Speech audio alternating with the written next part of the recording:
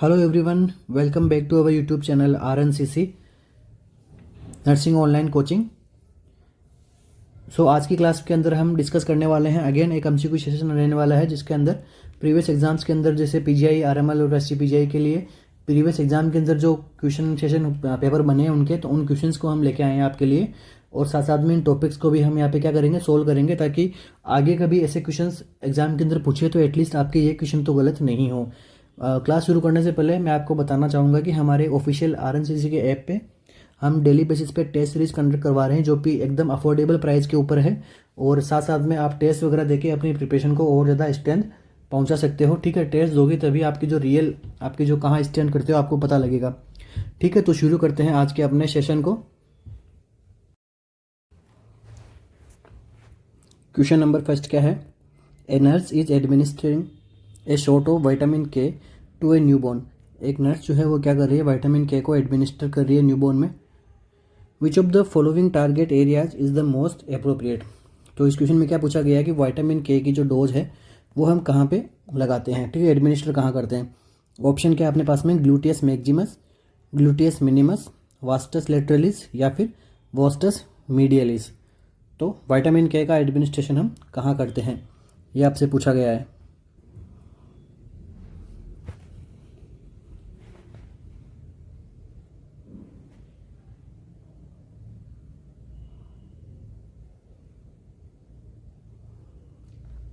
क्या रहेगा इस क्वेश्चन का करेक्ट आंसर? तो विटामिन के जो है उसको हम कहाँ पे लगाते हैं? उसको हम लगाते हैं वास्टस लेटरलिस में। ठीक है, वास्टस लेटरलिस को अपन दूसरा नाम क्या दे सकते हैं? इसको अपन बोल सकते हैं anterior lateral aspect of thigh. ठीक है, जो चाइल्ड की जो थाई है, इन्फेंट की जो थाई है, वो एंटीरियर लेटरल रीजन पे हमें क्या करना है, वहाँ पे वास्टस लेटरलिस मसल्स होती है, तो वहाँ पे हमें क्या करना है, ये इंप्लीमेंट करना होता है। ठीक है, anterior lateral aspect of thigh या फिर वास्टस लेटरलिस। अभी अपन बात कर लेते हैं कि विटामिन के का इंजेक्शन क्यों लगाते हैं। विटामिन के का इंजेक्शन क्यों लगाते हैं? क्योंकि जब न्यूबॉर्न होता है उसकी जो गट होती है, गट या फिर इंटेस्टाइन, वहाँ पे वो क्या रहती है, स्टेराइल रहती है। ठीक है, वहाँ पे किसी भी प्रकार के नॉर्मल जो फ्लोराज हैं वो यहाँ पे प्रेजेंट नहीं रहते हैं। तो नॉर्मल फ्लोरा नहीं रहेंगे तो ये क्या करेंगे, विटामिन के का सिंथेसिस यहाँ पे नहीं हो पाता है। इसलिए बेबी में ब्लीडिंग टेंडेंसी को रोकने के लिए,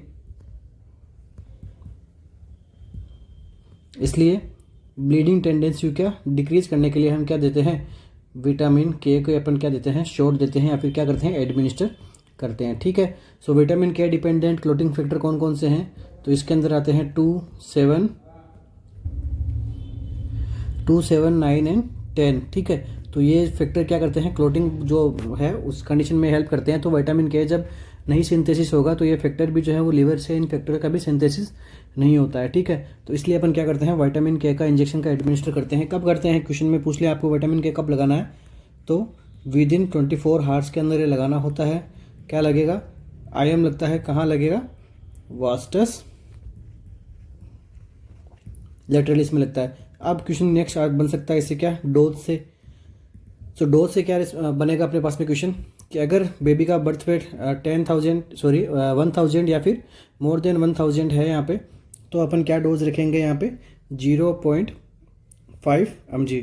ओके, लेस देन 1000 अगर डोज है, लेस देन 1000 उसका ग्राम वेट है अगर बेबी का, तो अपन क्या डोज देंगे, 0.5 mg। और अगर बेबी का मोर देन या फिर 1000 ग्राम है तो यहाँ पे अपन क्या डोज रखेंगे, 1 mg। ठीक है, तो प्रीमेच्योर में क्या हो जाएगी, ऐसे अपन डोज को अपन डिसाइड करते हैं।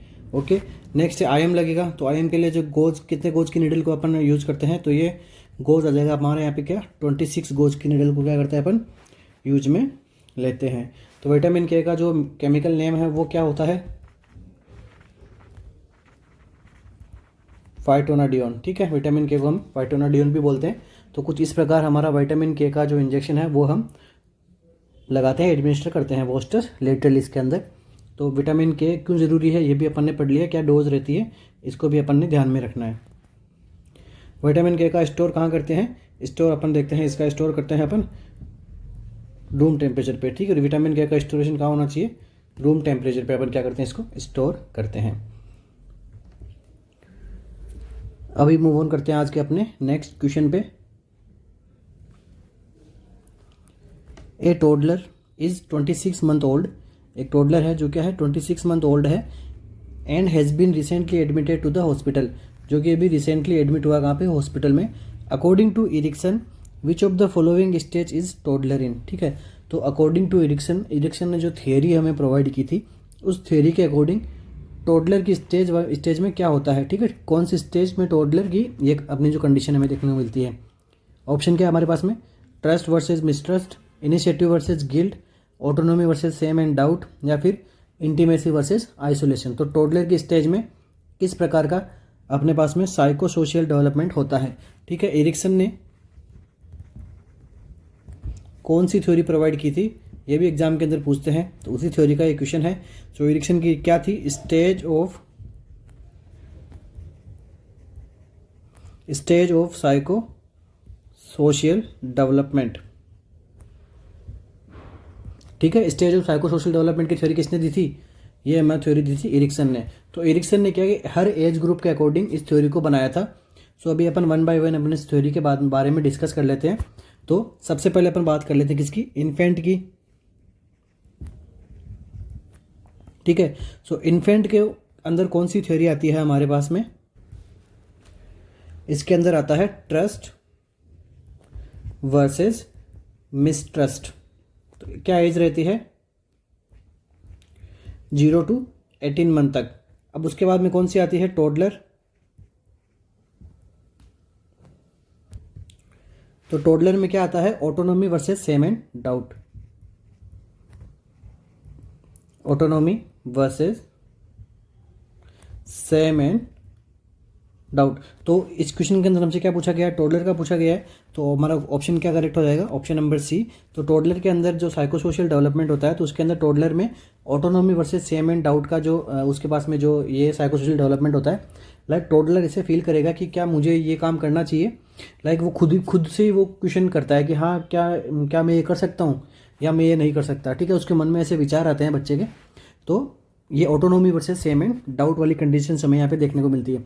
इन्फेंट का ट्रस्ट वर्सेस मिसट्रस्ट, क्या वो फीडिंग के लिए मदर पे ट्रस्ट कर सकता है, ठीक है। तो लाइक ट्रस्ट इन्फेंट में क्या होगा, उसको फीडिंग के लिए भाई वही चाहिए उसको, तो वो ट्रस्ट वर्सेस मिसट्रस्ट वगैरह ये सब चीज़ें जो होती है वो इन्फेंट के अंदर देखने को मिलती है। इसके बाद में थर्ड होती है, क्या एज होती है अपने पास में, प्री स्कूल। तो प्री स्कूलर की एज के अंदर क्या होती है, इनिशिएटिव वर्सेज गिल्ट की स्टेज जो होती है साइको सोशल डेवलपमेंट में, ये वाली स्टेज प्री स्कूलर बच्चों में होती है। इसके बाद में कौन सी स्टेज आ जाती है, स्कूलर। तो स्कूलर वाली एज के अंदर क्या होता है, इंडस्ट्री वर्सेस इनफीरियोरिटी, ठीक है। इसके बाद में नेक्स्ट कौन सी स्टेप आती है अपने पास में, एडोलेसेंट की। तो एडोलेसेंट के अंदर क्या आती है, identity versus role confusion, identity versus role confusion. Adolescent के बाद में एक और आती है स्टेज आती है हमारे पास में 18 टू एडल्ट की, ठीक है। तो एडल्ट वाली स्टेज में क्या आता है, इंटीमेसी वर्सेस आइसोलेशन। अब एडल्ट के बाद में नेक्स्ट स्टेज कौन सी आती है हमारे पास में, वो आती है 45 टू 65 ईयर वाले पेशेंट की, मतलब पर्सन की। तो इसके अंदर क्या साइको सोशल डेवलपमेंट होता है, इसके अंदर हमें देखने को मिलता है जेनरेटिविटी वर्सेस स्टैग्नेशन। इसके बाद में मोर देन 65 ईयर पे क्या देखने को मिलता है, क्या साइको सोशल डेवलपमेंट होता है उस टाइम। तो उस टाइम के जो पर्सन होते हैं वो फील करते हैं इंटीग्रिटी वर्सेस डेस्पेयर। तो ये कुछ साइको सोशल डेवलपमेंट थी अकॉर्डिंग टू एज, जो किसने हमें प्रोवाइड किए थे, ये हमें प्रोवाइड किए थे एरिक्सन ने, ठीक है। तो एरिक्सन की थ्योरी कौन सी थी, stage of psycho social development, जो कि अकॉर्डिंग टू एज हमारे पास में वेरी चेंजेस देखने को मिलते हैं। जैसे जैसे बच्चा बड़ा होता जाएगा वैसे वैसे उसकी जो डिमांड होती है वो उसके चेंजेस हमें देखने को मिलते हैं। सो क्वेश्चन में हमारे पास में क्या था, टोडलर। जो हमारा ऑप्शन नंबर सी जो है वो क्या हो जाएगा, इसके अंदर हमारा करेक्ट हो जाएगा। नेक्स्ट क्वेश्चन पे मूव ऑन करते हैं।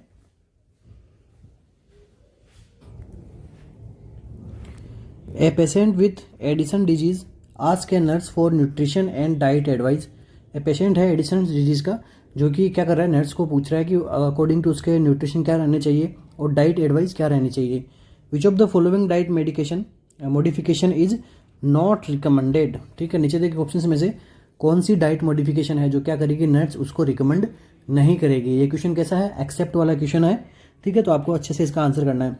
ऑप्शन क्या है हमारे पास में, a diet high in grains, a diet with adequate calorie intake, a high protein diet, या फिर ए रेस्ट्रिक्ट सोडियम डाइट। तो कौन सा ऑप्शन जो है हमारा इसके अंदर करेक्ट होगा, आप लोग गेस कीजिए, फिर अपन इसको सोल्व करेंगे।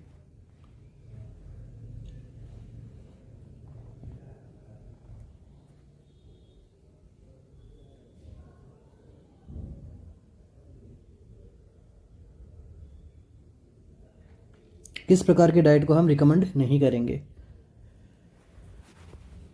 तो अभी अपन बात कर लेते हैं एडिसन डिजीज के बारे में। एडिसन डिजीज, तो एडिसन डिजीज एक इस प्रकार की कंडीशन होती है। तो इसके अंदर क्या होता है, जो हमारे एड्रिनल कोर्टेक्स के जो भी अपने हॉर्मोन्स होते हैं वो क्या हो जाते हैं, डिक्रीज हो जाते हैं, या फिर यहाँ पे इनफ अमाउंट में क्या होता है, उनका सिक्रेशन नहीं हो पाता है। ठीक है, तो जो अपने कॉर्टिकल हार्मोन कौन कौन से होते हैं,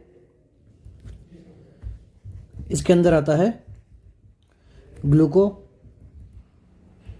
corticoids, mineralocorticoids and sex hormones. ठीक है, अब ग्लूकोकोर्टिकोइड्स के अंदर क्या आता है, ये हार्मोन की अगर कमी हो जाएगी तो बॉडी में क्या साइन सिम्टम देखने को मिलता है, बॉडी में क्या देखने को मिलेगा, हाइपोग्लाइसीमिया देखने को मिलता है। मिनरलोकोर्टिकोइड को अपन क्या बोलते हैं, एल्डोस्टेरोन बोलते हैं। तो जब मिनरलोकोर्टिकोइड क्या काम करता है, ये क्या करता है, सोडियम का क्या करता है, बॉडी के अंदर रिटेंशन करता है, एंड क्या करता है, पोटेशियम का क्या करता है, एक्सक्रीशन करता है। तो अब यहाँ पे क्या हो रहा है, एल्डोस्टेरोन की क्या हो रही है, कमी हो रही है, डिक्रीज एल्डोस्टेरोन। तो बॉडी के अंदर क्या हो रहा है, सोडियम के लेवल डिक्रीज हो रहा है और पोटेशियम का लेवल बढ़ रहा है। तो ठीक है, तो यहाँ पे क्या हो रहा है, हाइपोनेट्रीमिया देखने को मिल रहा है और हाइपर कैलेमिया देखने को मिलता है साइन सिम्टम में। तो नेक्स्ट साइन सिम्टम क्या हो जाएगा अपने पास में, हाइपोनेट्रीमिया एंड हाइपर कैलेमिया। ठीक है, अब जब हमारे पास में हाइपोनेट्रीमिया हो रहा है तो अपन क्या करेंगे, रेस्ट्रिक्ट नहीं करेंगे सोडियम डाइट को। तो हमारा ऑप्शन नंबर 4 इसके अंदर कौन सा हो जाएगा, ऑप्शन नंबर डी क्या हो जाएगा, करेक्ट हो जाएगा। क्योंकि ऑलरेडी एडिसन डिजीज के वाले पेशेंट में सोडियम की कमी देखने को मिलती है, तो अपन क्या करेंगे, सोडियम रिच डाइट उसे प्रोवाइड करेंगे, ना कि सोडियम रेस्ट्रिक्टेड डाइट प्रोवाइड करेंगे। नेक्स्ट क्या साइन सिम्टम बन सकता है कि भाई यहाँ पे सेक्स हार्मोन भी कम हो रहे हैं, तो डिक्रीज लिबिडो, उसके जो सेक्सुअल जो उसका एक्साइटमेंट वगैरह रहेगा, सेक्सुअल डिजायर रहेगी, वो उस पेशेंट के अंदर कम देखने को मिलती है। साथ ही साथ में यहाँ पे क्या देखने को मिलता है, ब्रोंज स्किन देखने को मिलता है पेशेंट के अंदर। ठीक है, यहाँ पे जो बॉडी हेयर है उनका जो डिस्प्लेसमेंट देखने को मिलता है। साथ साथ में डायरिया की कंडीशन भी यहाँ पे पेशेंट के अंदर देखी जाती है। अगर यहाँ पे सोडियम का जो लेवल है वो कम देखने को मिल रहा है तो पेशेंट के अंदर वीकनेस भी देखने को मिलती है। साथ साथ में सोडियम का लेवल कम होता है तो क्या होता है, अपने न्यूरोलॉजिकल सिम्टम भी वो क्या होते हैं, अपीयर हो सकते हैं। ठीक है, जब क्योंकि सोडियम काफ़ी इंपॉर्टेंट एलिमेंट होता है हमारे पास में। अब इसके बाद अपनी बॉडी में जब सोडियम की कमी है तो क्या हो सकता है, पेशेंट को पोस्चुरल हाइपोटेंशन भी हमें देखने को मिल सकता है। And in the end last क्या देखने को मिल सकता है, वेट लॉस। ठीक है, तो ये होता है अपना कौन सा, एडिसन्स डिजीज। ठीक है, एडिसन्स डिजीज में क्या होता है, अपने जो एड्रिनल कॉर्टेक्स के हार्मोन है वो कम सिक्रेशन होता है, या फिर इनफ अमाउंट में सिक्रेशन नहीं होता है। मीन्स कॉर्टिकल हार्मोन कौन कौन से होते हैं, glucocorticoids, mineralocorticoids and sex hormone. ठीक है, सेक्स हार्मोन के अंदर अगर डिफिशियंसी हो जाएगी तो लिबिडो वगैरह कम हो जाएगा। ग्लूकोकोर्टिकोइड क्या करता है, बॉडी के अंदर ग्लूकोज के लेवल को बढ़ाता है, ये कम हो रहा है तो हाइपोग्लाइसीमिया हो रहा है। एल्डोस्टेरोन को अपन क्या बोलते हैं, मिनरलोकोर्टिकोइड क्या करता है, सोडियम रिटेंशन करता है, पोटेशियम एक्सक्रीशन करता है। यहाँ पे एल्डोस्टेरोन की क्या हो रही है, कमी हो रही है। तो एल्डोस्टेरोन की कमी हो रही है मतलब पोटेशियम का एक्सक्रीशन बढ़ रहा है, सोडियम का एक्सक्रीशन बढ़ रहा है और पोटेशियम का एक्सक्रीशन कम हो रहा है।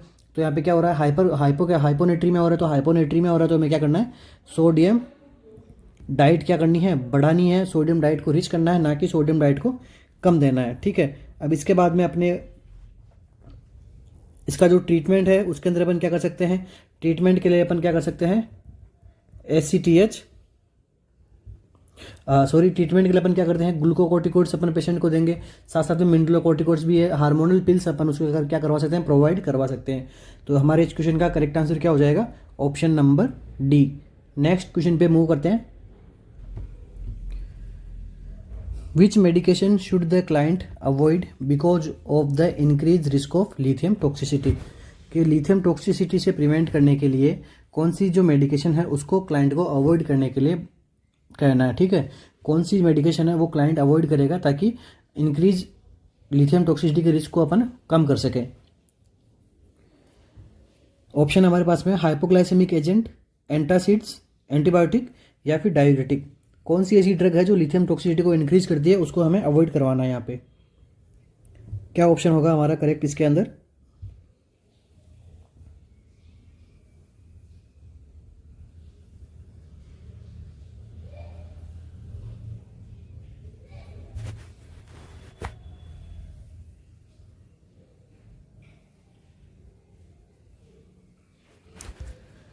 तो लिथियम, सबसे पहले अपन लिथियम के बारे में पढ़ लेते हैं कि भाई लिथियम जो ड्रग है वो क्या है। तो लिथियम जो ड्रग है वो किसके ड्रग ऑफ चॉइस है, सबसे पहले तो ड्रग ऑफ चॉइस होती है मैनिया की, और इसके साथ में किसके अंदर काम में लेते हैं अपन, बाईपोलर डिसऑर्डर के अंदर अपन क्या करते हैं, लिथियम जो है वो इस ड्रग को अपन क्या करते हैं, यूज में लेते हैं। ठीक है, अब लिथियम का नेक्स्ट क्वेश्चन कहाँ से बनता है, इसके डोज से। ठीक है, तो इसका क्या क्वेश्चन आता है, थेरापेutiक लेवल। ठीक है, थेरापेटिक लेवल क्या होता है लिथियम का, ये होता है 0.8 से 1.2 मिली इक्वलेंट पर लीटर। ओके, अपन इसकी डोज क्या रखते हैं, डोज अपन रखते हैं इसकी 300 mg इन TDS। अब अगर आपसे क्वेश्चन और पूछ ले कि भाई लिथियम की जो लोडिंग डोज है वो कितनी होनी चाहिए, जो लोडिंग डोज होती है वो इसकी वो कितनी होती है, 600 माइक्रोग्राम, एंड जो अपनी इसकी मेंटेनेंस जो डोज होती है वो कितनी होती है, वो होती है 300 mg TDS। सबसे पहले डोज अपन कितनी देंगे, 600 mg की देते हैं। अब इसके बाद में लिथियम जब भी चलती है तो अपन क्या करते हैं, every morning therapeutic level assess करते हैं लिथियम का, थेरापेटिक लेवल असेस। तो ये क्यों करते हैं अर्ली मॉर्निंग, क्योंकि लास्ट डोज से 12 से 14 घंटे बाद में करना चाहिए, last dose to 12 to 14 hour. तो अगर लास्ट डोज उसने अगर इवनिंग में ली है तो लास्ट डोज के 12 टू 14 आवर बाद में क्या आ जाएगी, मॉर्निंग आ जाएगी। तो अपन क्या करना है, एवरी मॉर्निंग हमें क्या करना है, लिथियम का जो थेरापेटिक लेवल है वो क्या है, 0.8 से 1.2 मिली इक्विवेलेंट पर लीटर जो क्या है इसको असेस करना है। नहीं तो क्या हो जाएगा, लिथियम टॉक्सिसिटी अगर ये बढ़ जाएगा लेवल तो क्या अपन क्या बोल सकते हैं, लिथियम टॉक्सिसिटी।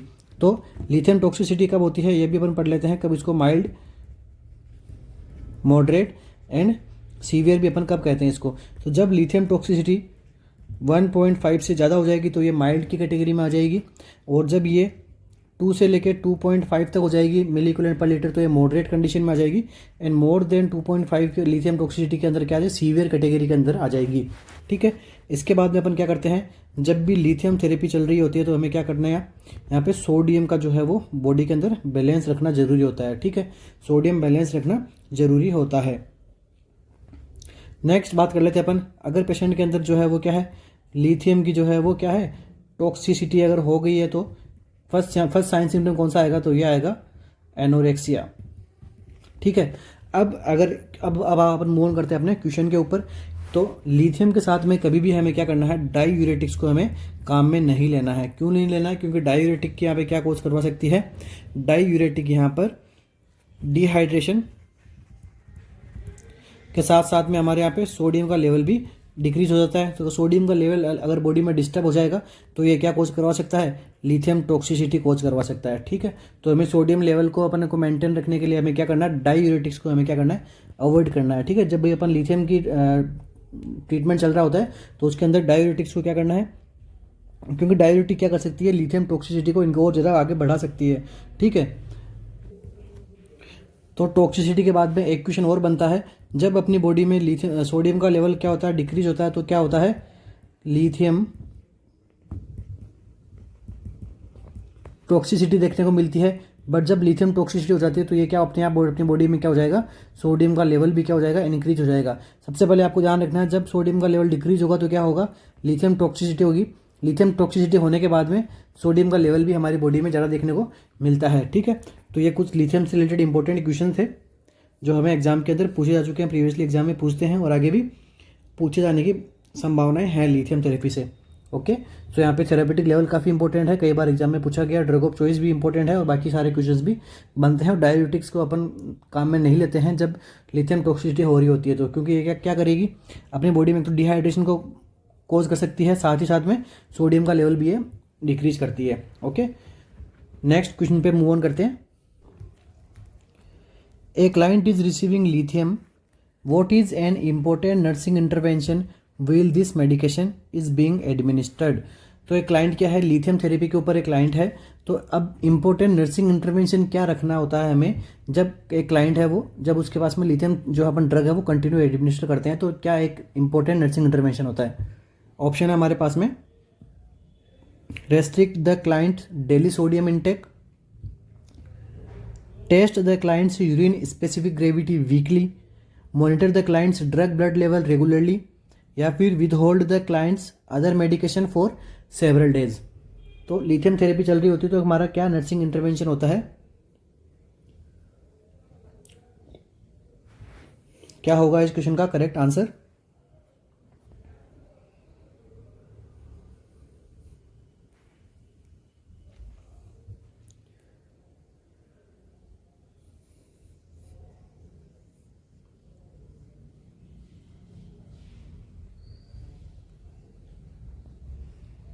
तो इस क्वेश्चन का करेक्ट आंसर जो होगा वो क्या होगा, monitor the client monitor the client's drug blood level regularly. तो हमें क्या करना है, एवरी लास्ट डोज के कब तक, 12 to 14 आवर के बाद हमें क्या करना है, यहाँ पे असेसमेंट करना है। लिथियम जो ड्रग का लेवल है उसको हमें असेसमेंट करना होता है। ठीक है, ताकि क्लाइंट के जो टॉक्सिसिटी को अपन बचा सकें। ठीक है, तो इस क्वेश्चन का हमारा आंसर क्या हो जाएगा, monitor the client's drug blood level regularly, जो अपन कब करते हैं, लास्ट डोज के 12 से 14 हार्स के बाद में अपन क्या करते हैं, ब्लड लेवल को अपन ब्लड लेवल में लिथियम का लेवल हम क्या करते हैं, असेस करते हैं। तो इस क्वेश्चन का हमारा आंसर क्या हो जाएगा, ऑप्शन नंबर 3। नेक्स्ट क्वेश्चन पे मूव करते हैं।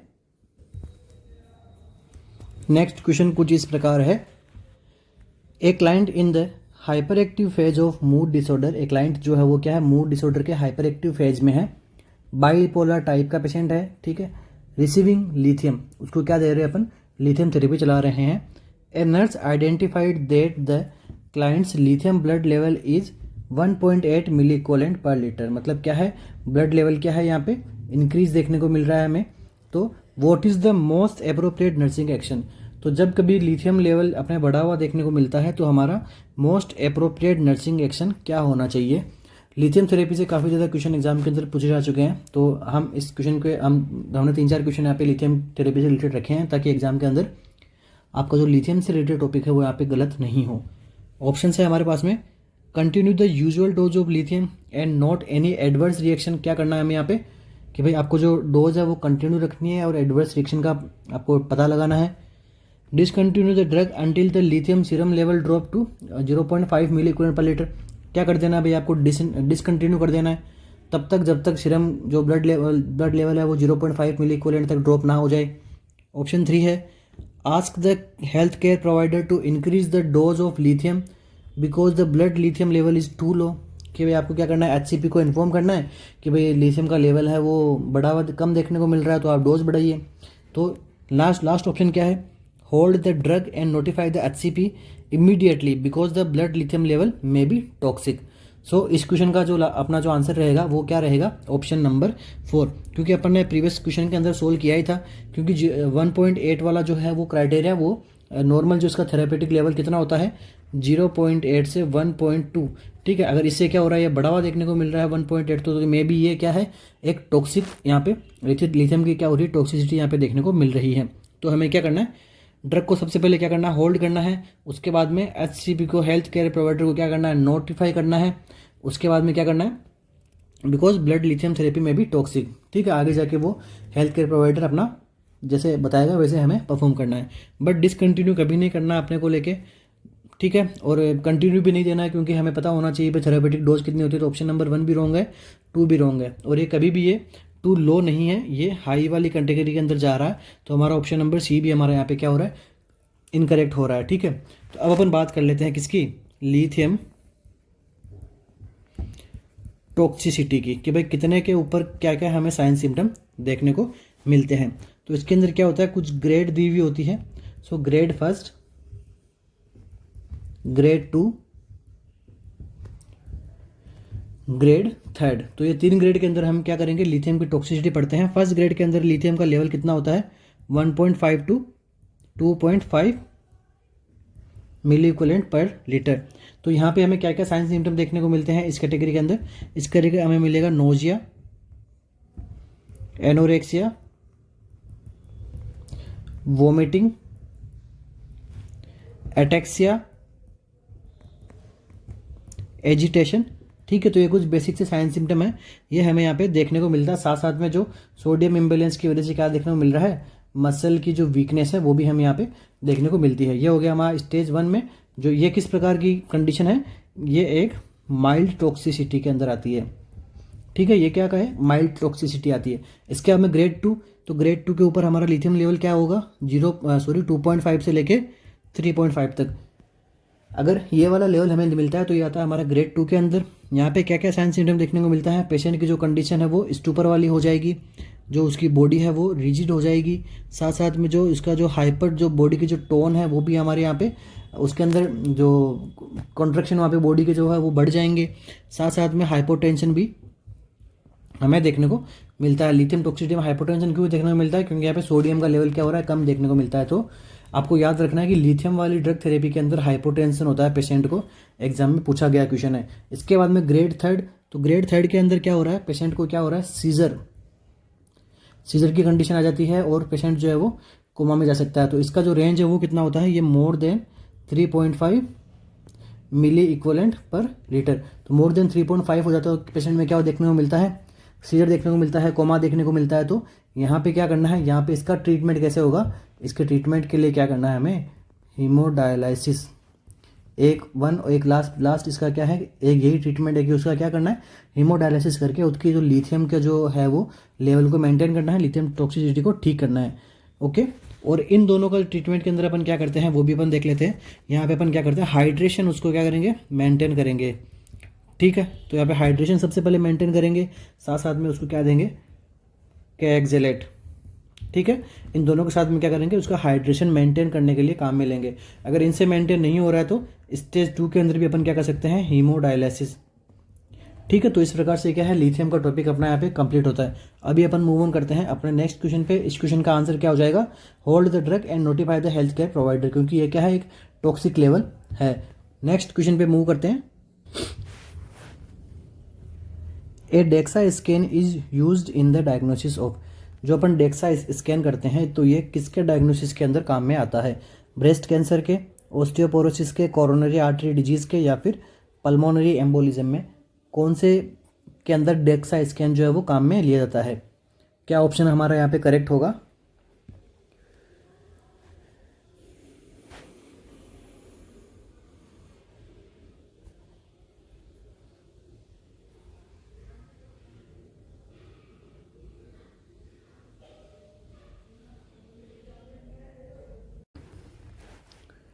तो इस क्वेश्चन का हमारा करेक्ट आंसर जो रहेगा वो रहेगा ऑप्शन नंबर बी।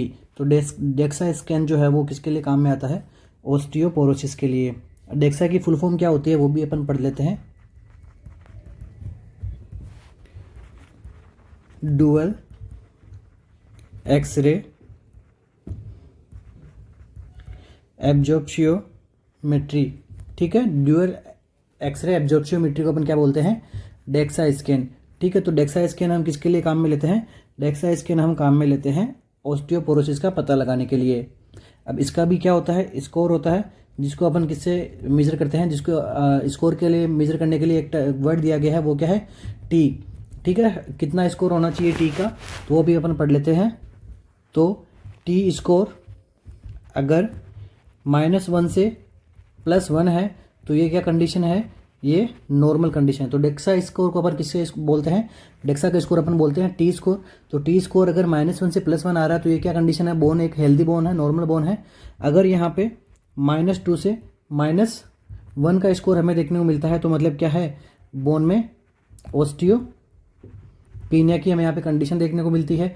इसके बाद में अगर लेस देन -3 से लेके -2 तक हमारे जो रिजल्ट मिलता है, टी स्कोर मिलता है, इस स्कोर का क्या मतलब होता है कि जो बोन है, बोन में क्या हो रहा है, ओस्टियोपोरोटिक जो कंडीशन है वो यहाँ पे स्टार्ट हो गई है, या फिर बोन जो है वो ओस्टियोपोरोसिस अपन कह सकते हैं इस कंडीशन को। अगर यहाँ पे स्कोर -3 से नीचे का आता है तो -3 -4 अगर स्कोर आता है तो वो कौन सा होता है, ओस्टियोपोरोटिक कंडीशन है। अगर -2 से -1 तक आता है तो ओस्टियोपीनिया वाली कंडीशन आ गई है बोन की। और अगर -1 से +1 है तो ये एक नॉर्मल कंडीशन है, नॉर्मल या फिर हेल्दी बोन। ठीक है, तो हमारे इस क्वेश्चन का करेक्ट आंसर क्या हो जाएगा, option number B. Breast cancer के लिए अपन क्या करते हैं, ब्रेस्ट कैंसर के लिए अपन क्या करते हैं, मेमोग्राफी करते हैं। मेमोग्राफी किस प्रकार टेस्ट है, एक प्रकार का स्क्रीनिंग टेस्ट है। एंड दूसरा क्या कर सकते हैं, बायोप्सी, टिश्यू बायोप्सी क्या हो जाता है, एक ही हो जाएगा कंफर्मेटरी टेस्ट हो जाएगा। ठीक है, तो ये कुछ हमारे इस क्वेश्चन का आंसर क्या हो जाएगा, ऑप्शन नंबर बी। ओस्टियोपोरोसिस के लिए अपन क्या करते हैं, डेक्सा स्कैन करते हैं और इसके अंदर स्कोर को अपन क्या बोलते हैं, टी स्कोर। नेक्स्ट अपन बात कर लेते हैं नेक्स्ट क्वेश्चन की। विच of the following stage of pressure ulcer nuts will observe there is a partial thickness loss of dermis with open ulcer with wound without slug। तो ये कौन सी स्टेज है, ठीक है, इस स्टेज में क्या हो रहा है कि नर्स ऑब्जर्व कर रही है, एक तो पार्शियल थिकनेस प्रेशर शो है, लॉस ऑफ डर्मिस, डर्मिस का इसके अंदर लॉस हो गया है, अल्सर जो है वो ओपन है, विथ वुंड विदाउट स्लग, उसके अंदर कोई भी प्रकार का स्लग का फॉर्मेशन नहीं हुआ है, जबकि पार्शियल थिकनेस है प्रेशर अल्सर, डर्मिस वहाँ पे लॉस हो गई है और अल्सर भी है वो ओपन है। तो ये प्रेशर सोर की कौन सी स्टेज है, कौन सी स्टेज हमें बताई गई है, ऑप्शन हमारे पास पे फर्स्ट, सेकेंड, थर्ड, फोर्थ। तो ये सब सारे सिम्टम हैं वो कौन सी स्टेज में दिखाई देते हैं।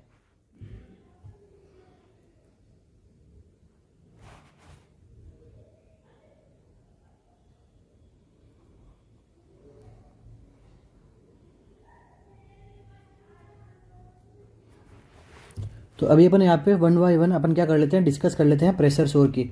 ठीक है, प्रेशर अल्सर सबसे पहले अपन पढ़ लेते हैं फर्स्ट स्टेज की।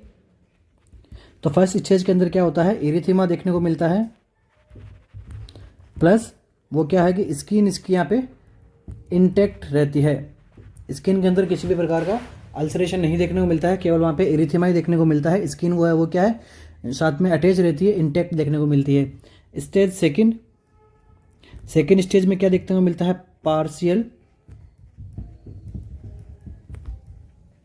Partial thickness plus ulcer plus इस जो स्किन है वो उसकी जो एपिडर्मिस है वो भी अपने यहाँ पे क्या एंडर्मिस तक जो है वो प्रेशर अल्सर जो पहुँच जाता है। ठीक है, इसके अंदर क्या होता है, ओनली एंड ओनली एपिडर्मिस तक पहुँचता है वो, एपिडर्मिस के अंदर एरिथेमा देखने को मिलता है, स्किन जो इंटैक्ट देखने को मिलती है, जबकि यहाँ पे पार्शियल थिकनेस प्रेशर अल्सर बन जाता है जो कि एपिडर्मिस और डर्मिस तक यहाँ पे चला जाता है। ठीक है, यहाँ पे अल्सर फॉर्मेशन भी होता है। तो हमारा इस क्वेश्चन का आंसर क्या हो जाएगा, स्टेज सेकंड, क्योंकि स्टेज सेकंड के अंदर क्या हो रहा है, पार्शियल थिकनेस हो रहा है प्रेशर अल्सर का, डर्मिस भी यहाँ पे लॉस हो रही है। ठीक है, एपिडर्मिस तो हो ही रही है, साथ साथ में डर्मिस तक इसका लॉस हो रहता है, ओपन अल्सर यहाँ पे क्या हो रहा है, अल्सर भी फॉर्मेशन हो रहे हैं। ठीक है, बट विदाउट स्लग, स्लग का मतलब क्या है कि सबक्यूटेनियस टिश्यू से आगे जो वाइटिश फॉर्मेशन है वो यहाँ पे नहीं देखने को मिल रहा है। ठीक है, विदाउट स्लग। तो ये कौन सी स्टेज हो गई, सेकंड स्टेज। तो हमारे इस क्वेश्चन का आंसर क्या बन गया, सेकंड स्टेज। अभी अपन मूव कर लेते हैं अपनी थर्ड स्टेज के ऊपर।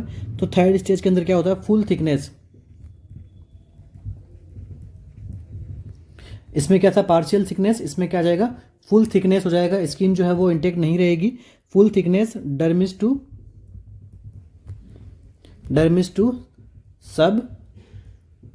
सबक्यूटेनियस जो अपनी लेयर होती है वहां तक का जो है वो प्रेशर अल्सर जो है वो बढ़ गया है। ठीक है, तो इसको अपन बोलते हैं थर्ड स्टेज। ये कौन सी होती है, फुल थिकनेस होती है, यहाँ पे सबक्यूटेनियस तक वो जो प्रेशर अल्सर है वो चला जाता है। इसके बाद में कौन सी लास्ट स्टेज होती है, वो होती है फोर्थ स्टेज।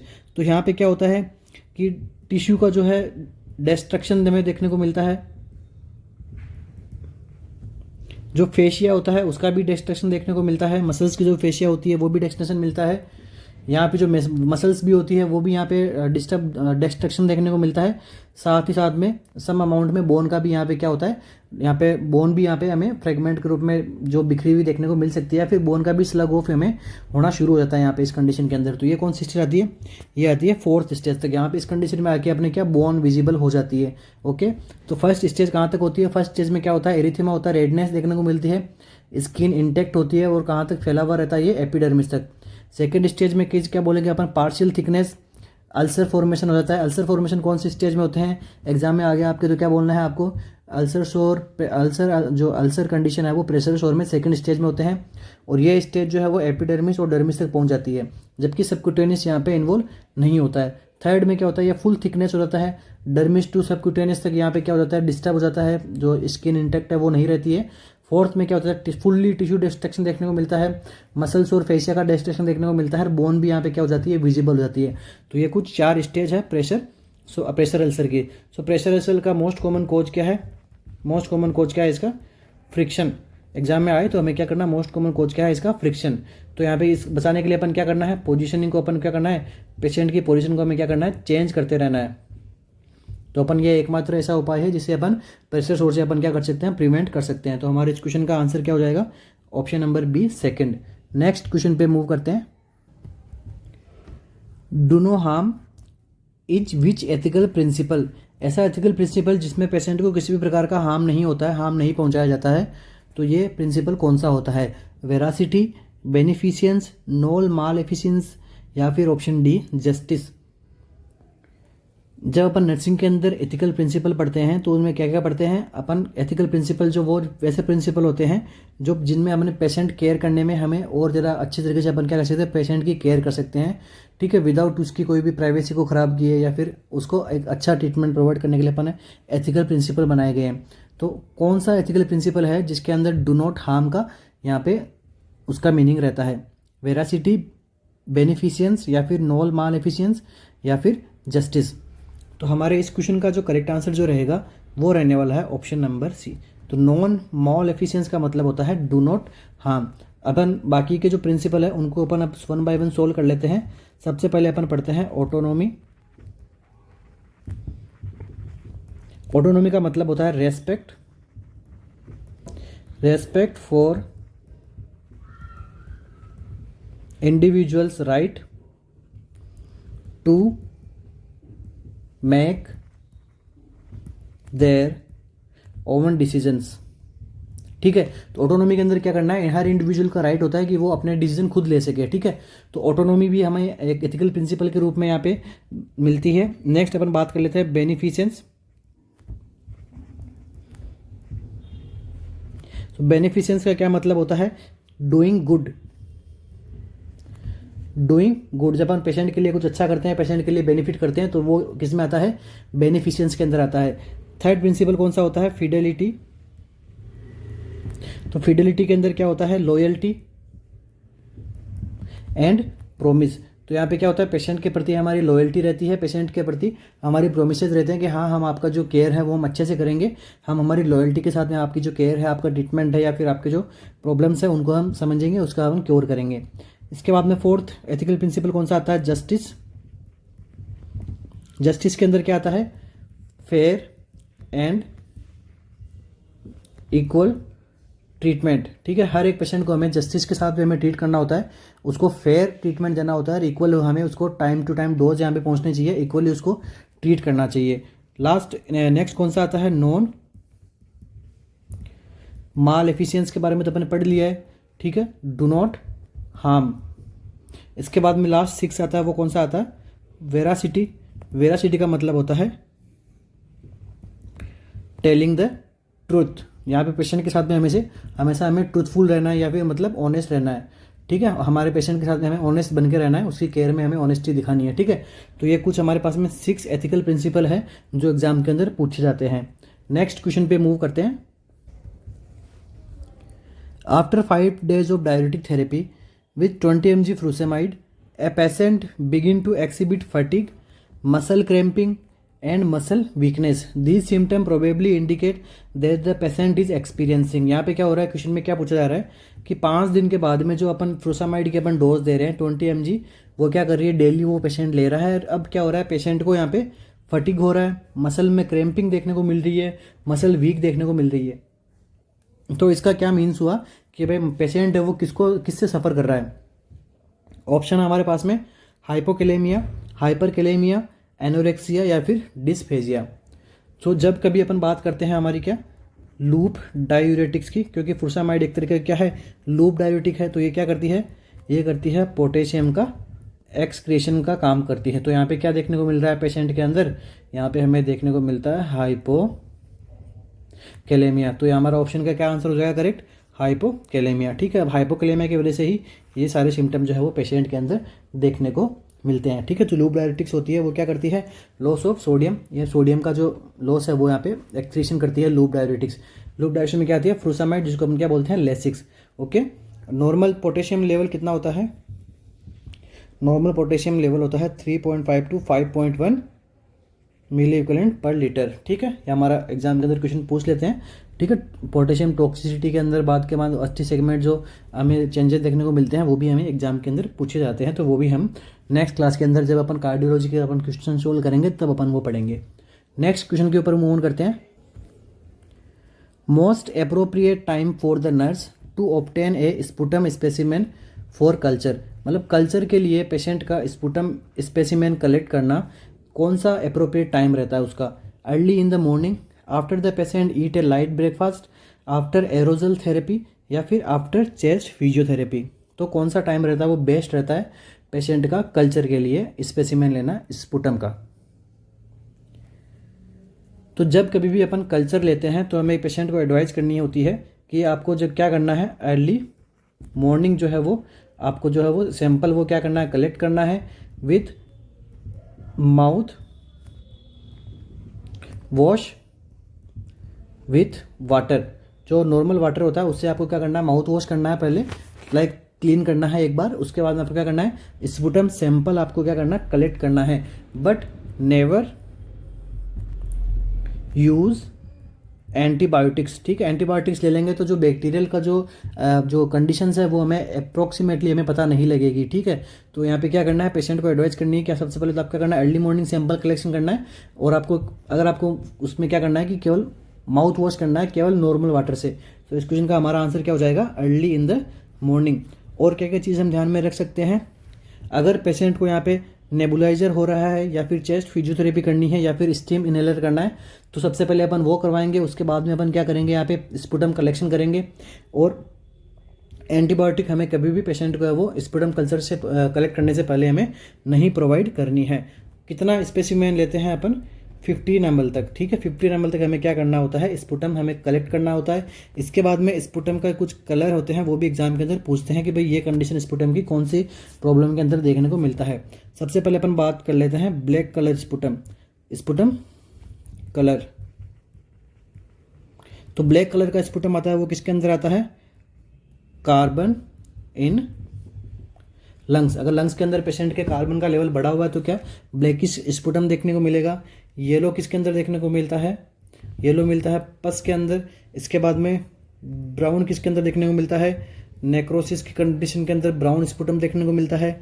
इसके बाद में ग्रीन किसके अंदर देखने को मिलता है, तो ग्रीन देखने को मिलता है ब्रोंकेक्टियासिस के अंदर देखने को मिलता है। इसके बाद में रस्टी, ये एग्जाम के अंदर क्वेश्चन में बन चुका है कि रस्टी कलर स्पुटम आना तो किसको हमें सजेस्ट करता है, पेशेंट को क्या हो सकता है, न्यूमोनिया हो सकता है। न्यूमोनिया के अंदर कैसा स्पुटम आता है, रस्टी कलर स्पुटम हमें देखने को मिलता है। तो हमारा इस क्वेश्चन का आंसर क्या हो जाएगा, अर्ली इन द मॉर्निंग हमें क्या करना है, ऑब्टेन करना है स्पुटम स्पेसिमेन को, ठीक, कलेक्ट करना है। ठीक है, नेक्स्ट क्वेश्चन पे मूव ऑन करते हैं।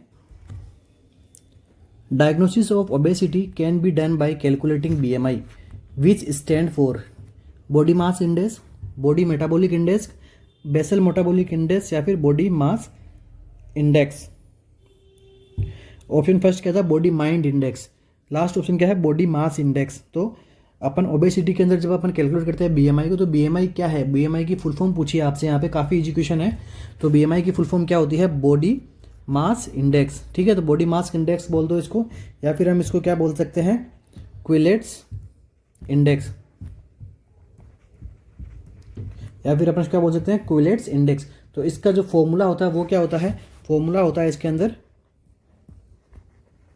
वेट इन केजी एंड जो हाइट होती है वो हमें किस में लेनी होती है, मीटर स्क्वायर के अंदर। तो इस प्रकार से हम क्या कर सकते हैं, बीएमआई को कैलकुलेट कर सकते हैं। तो बीएमआई किसके लिए कैलकुलेट की जाती है, बीएमआई कैलकुलेट की जाती है ओबेसिटी की। ठीक है, तो आज किसी के साथ ही आज की अपनी जो क्लास होती है वो कंप्लीट होती है। आशा करता हूँ आप सभी को क्लास अच्छी लगी हो। और साथ में आपको मैं बताना चाहता हूँ कि हमारी ऑफिशियल ऐप पे, आरएनसीसी के ऑफिशियल ऐप पे हम टेस्ट सीरीज भी कंडक्ट करवा रहे हैं। ठीक है, तो आप उनको भी आप बाय करके अपनी प्रिपरेशन को और ज़्यादा अच्छी स्ट्रेंथ प्रोवाइड करवा सकते हो। ठीक है, काफ़ी अच्छे क्वेश्चंस हमने वहाँ पे पुट ऑन किए गए हैं टेस्ट सीरीज के अंदर। सो बने रहने के लिए thank you, wish you all the best.